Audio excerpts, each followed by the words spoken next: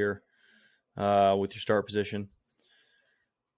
Dig this position right here. Okay, now what we're going to be looking for is your ability to maintain that through the initial pull, which you do a pretty good job here in the clean. I've noticed it's a little worse in the snatch.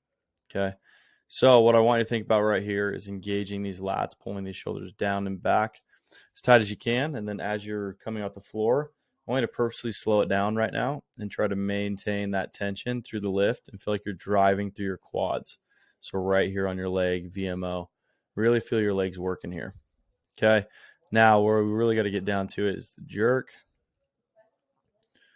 specifically the reception of it. So let's go here.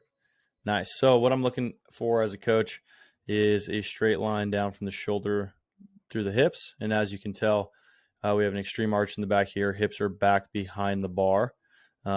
Chest is underneath the bar. So what we want to start to look for are these hips to be stacked directly underneath the shoulders.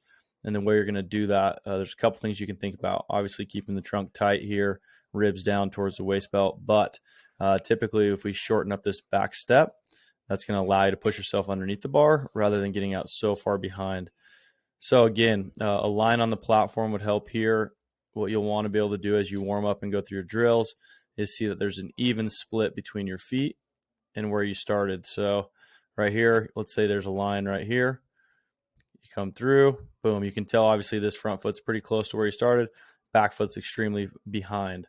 So you'd like to see an even split here, which would mean that this back foot would be about right here, right behind that logo. That would naturally bring your hips a little bit more underneath you. Also, that'll help push you underneath the bar a little bit more effectively rather than getting spit out behind the jerk. So what I like to tell athletes is to put that back foot down as quick as possible. What you'll see with really elite lifters, your feet are hitting the ground about the same time, but what you'll see with really good lifters is that back foot actually hits the ground first, just slightly, so it pushes them up underneath the bar. So about right here, you'd want to be putting that back foot down. That's going to push this front foot underneath and push your hips underneath rather than being so far up in the air. So I would challenge you to get this back leg down as quickly as possible, and that'll put you in a better position to be successful in that jerk and feel much more stable.